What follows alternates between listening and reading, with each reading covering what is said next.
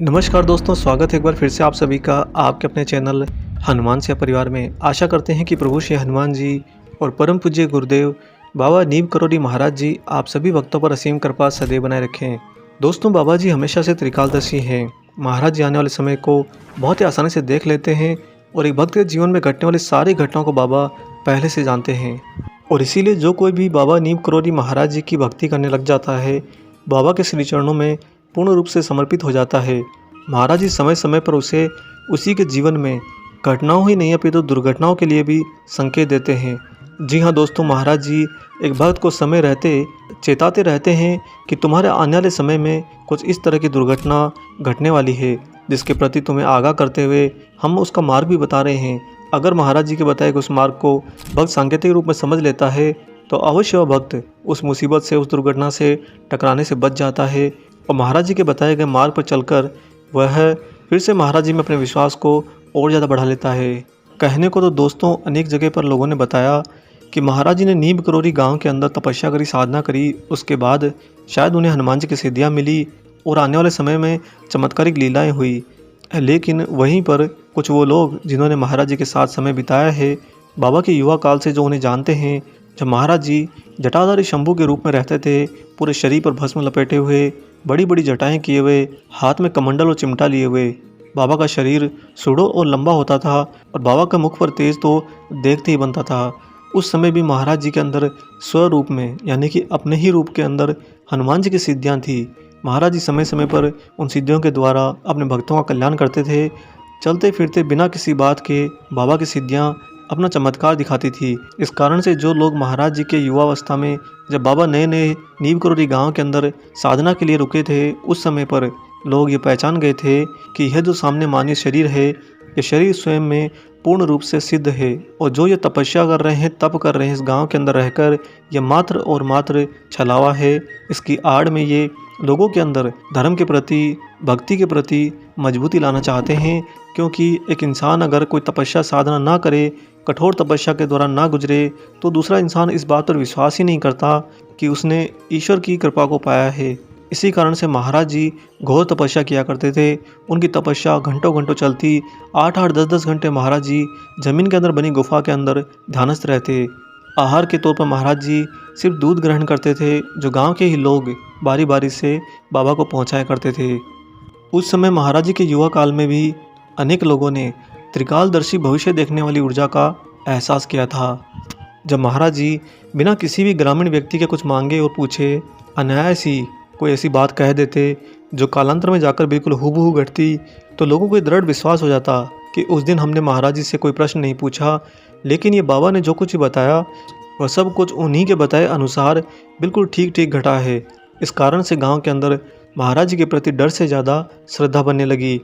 डर इसलिए कह रहे हैं दोस्तों क्योंकि उस समय में 1940 के आसपास ऐसे बाबा लोग जो जटाधारी भस्मधारी होते हैं, ये जब किसी गांव में आते तो गांव वाले उन्हें अपने गांव के अंदर नहीं रहने देते, अपितु गांव के बाहर ही उनका डेरा बनाते, क्योंकि गांव वाले उनके द्वारा करी गई शक्ति क्रियाओं से भयभीत रहते थे। लेकिन महाराज जी का सानिध्य कुछ इस प्रकार था कि शुरुआत से ही बाबा के प्रेम में सारे गाँव वाले रंग गए।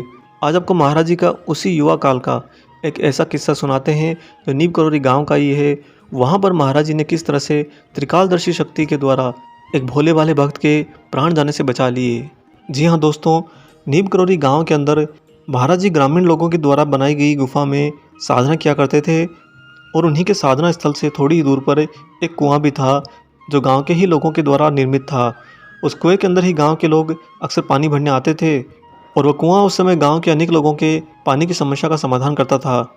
एक बार की बात है, युवा बाबा नीम करोड़ी महाराज जी अपने भक्तों के साथ वहां पर बैठे थे।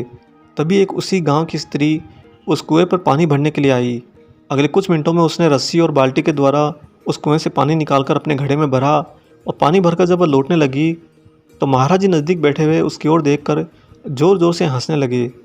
चूँकि गाँव वाले जानते थे कि महाराज जी सिद्ध संत हैं, हनुमान जी के उपासक हैं, और ऐसे में हनुमान जी के उपासक के द्वारा अगर किसी स्त्री को देखकर उपहास किया जाए तो ये गांव वालों को थोड़ा अजीब लगा।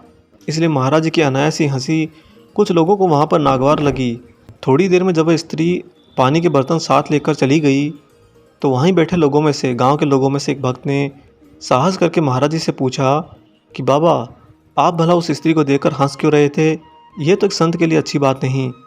महाराज जी एकदम से गंभीर हो गए और बोले कि वह स्त्री जब पानी लेकर घर पहुंचेगी और उसका पति पानी पीने के लिए उस घड़े को उठाने के लिए आगे बढ़ेगा तो उसे उस समय सांप काट लेगा और उसकी से जान चली जाएगी। यदि तुम लोग जाकर उसे पानी पीने से रोक लोगे तो आज उसकी जान बच सकती है। ऐसा कहकर बाबा ने आंखें बंद कर ली और एकदम से जड़ होकर ध्यानस्थ हो गए। वहाँ उपस्थित गांव के लोगों में अनायास ही महाराज जी पर विश्वास जाग उठा और एकदम से खड़े होकर वह गांव की ओर दौड़ पड़े। चीखते चिल्लाते हुए गांव में उस स्त्री के घर पर पहुँचे।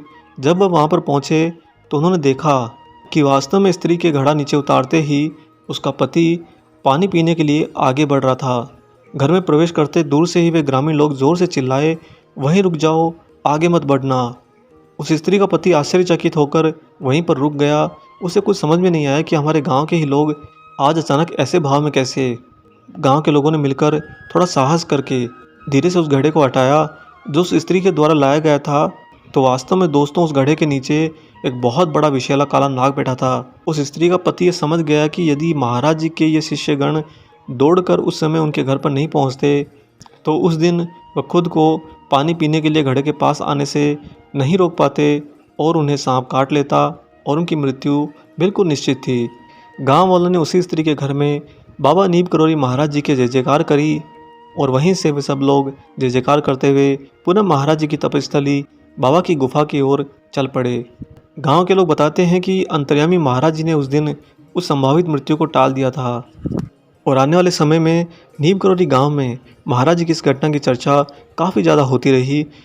और इसी कारण से दोस्तों, गाहे बजाए गांव के लोग छोटी छोटी बातों को भी लेकर, क्योंकि वे भोले भाले लोग थे, अक्सर महाराज जी के पास पहुंच जाते और जाकर कहते कि बाबा ये दिक्कत है, इसका समाधान बता दो। बाबा ऐसा होगा क्या? बाबा उसके वहाँ पर क्या ऐसा हो पाएगा क्या? बाबा मेरा ये काम बन पाएगा? महाराज जी एक बालपने में बैठे बैठे हाँ ना कहते रहते। जिसके लिए हाँ हो गई उसका होना तय है, जिसके लिए ना हो गई उसका कार्य तो इस ब्रह्मांड में कोई नहीं बना सकता। बाबा के मुख से वचन निकलते जाते और गांव के लोग उन वचनों से अभिभूत होते जाते। महाराज जी का सानिध्य बाबा के नीम करोली गांव में आने के शुरुआती समय से ही शुरू हो गया था। गांव के लोग जब भी कोई बड़ी समस्या होती सीधा यही चर्चा करते कि त्रिकालदर्शी नीम करोली बाबा के पास चला जाए। वह तो सब कुछ देखते हैं, सब कुछ जानते हैं। वह जो कुछ भी कहेंगे वह पत्थर की लकीर होगी और उसे ही हमें हमारे भाग्य के अनुसार ग्रहण करना होगा। तो देखा दोस्तों आपने, महाराज जी के सिद्धियां प्राप्त करने की जो एक तरफ घटना है कि बाबा हनुमान जी की उपासना करके सिद्धियां प्राप्त करे थे, वहीं पर दूसरी तरफ उनके साथ रहने वाले लोगों ने इस बात को पुख्ता किया कि महाराज जी तो स्वयं में सिद्ध थे। बाबा जब गांव में आए थे उससे पहले ही महाराज जी के अंदर हनुमान जी की सारी सिद्धियां थी, देवताओं की सारी सिद्धियां थी।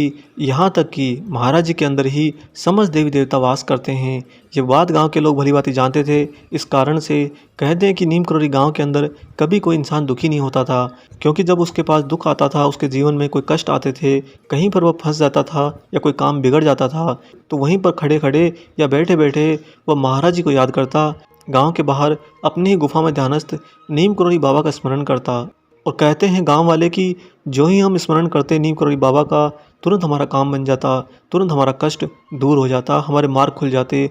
ऐसा लगता था जैसे कि भगवान हमारे घर के अंदर रहते हों और भगवान के घर में हम रहते हों। दोनों का एकाकार स्वरूप हमें बाबा जी के सानिध्य में देखने को मिला।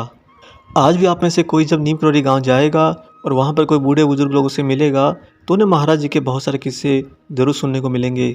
आशा करते हैं दोस्तों महाराज जी का ये अलौकिक प्रसंग आपको जरूर पसंद आया हो। वीडियो अगर अच्छा लगा है तो जाने से पहले इसे लाइक कर दीजिए और अगर आप चैनल पर नए हैं तो चैनल को सब्सक्राइब भी कर लीजिए। मिलेंगे बहुत जल्दी ही एक और ऐसे ही अलौकिक अंक के साथ। तब तक अपना और अपने माता पिता का संपूर्ण ख्याल रखिए और परम प्रभु श्री राम जी का निरंतर गुणगान करते हुए बाबा हनुमान और बाबा नीम करोली महाराज जी की निस्वार्थ होकर सेवा करते रहिए। जय सिया राम।